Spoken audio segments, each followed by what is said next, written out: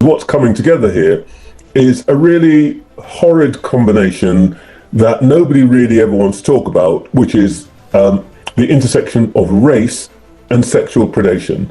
And let's be honest that actually a lot of this is bringing those two things together in an unpleasant way. The issue about the grooming gangs inquiry is very straightforward. The government clearly never wanted these two things to be put together. And Katie Hopkins might have raised eyebrows before, but this time, Trevor Phillips just dropped what may be the most serious confrontation yet. On live television, the former equality chief laid out a damning indictment of Keir Starmer's handling of the UK's grooming gang crisis. What did he expose? And could this be the moment that cracks open the entire scandal? But I suspect that their big reason for not wanting those two things to be put together is that much of this took place in areas which are run by local Labour councils, and that the authorities who ought to be watching over this, stopping it, monitoring it, and all of the rest of it, were controlled by those councils, and they did nothing. The point I make in my piece today is that this particular phenomenon is not like other kinds of child abuse for a number of reasons. Number one, scale. Most, child abuse rings, even the big ones, buckle up, because the story that follows is raw, charged and deeply unsettling. It all played out during a live broadcast. Trevor Phillips, sharp, direct, unfiltered, launched into a blistering critique of what he says is institutional silence around grooming gang scandals. The studio audience gasped. Online the reaction exploded. Phillips said something like, "And it's about time the British public knew the truth. The intersection of race and sexual predation that nobody wants to talk about." He pointed out that the delay in inquiries wasn't innocent, it was political, rooted in fear of offending certain communities. The live moment ended with stunned silence. But the lines had been drawn.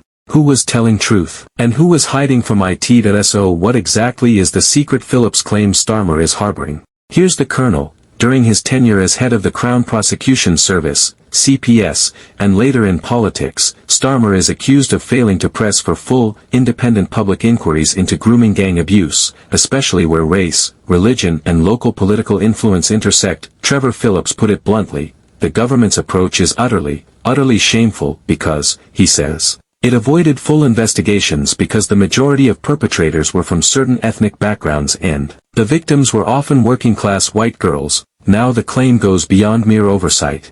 Phillips is suggesting that by toning down, delaying or localizing inquiries, the government, and by extension Starmer's leadership, allowed key cases to slip through cracks. This is not the first time Keir Starmer's leadership has been questioned, but it may be the most serious test yet. From internal tensions in the Labour Party, to critiques that he plays it safe politically, he has often been portrayed as cautious rather than bold. Now with this grooming gang scandal in focus, the question is, can he withstand a heavy dose of credibility damage? For example, he rejected a proposal for a national inquiry into grooming gangs, saying victims wanted action now, not delay. The optics are brutal. A leader who once prosecuted grooming gangs now accused of blocking the fullest investigation into them. It raises the possibility that Starmer's path to power could be derailed by this very issue. Of course, we have to look at the messenger. Trevor Phillips isn't just a commentator, he's the former chair of the Equality and Human Rights Commission. He's spoken for years about race, identity, and national conversation.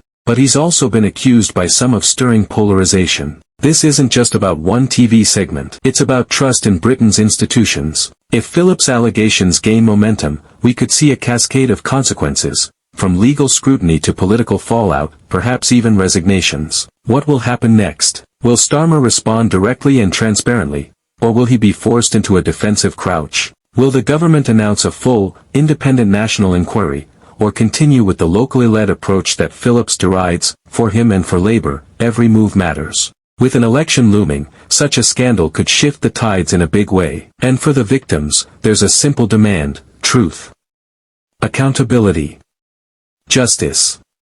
One thing is for sure, we are far from out of the woods. Now I want to hear from you. What do you make of Trevor Phillips' explosive claims against Keir Starmer? Do you believe the allegations enough to demand a full national inquiry? Or do you think this is political theater? Drop your thoughts in the comments below. If you found this video eye-opening, hit the like button, subscribe for more in-depth political breakdowns, and ring that notification bell so you don't miss the next twist in this story. Until then, stay curious, stay alert, and above all, stay demanding of the truth. Subscribe my channel, latest videos and political updates. Thanks for watching.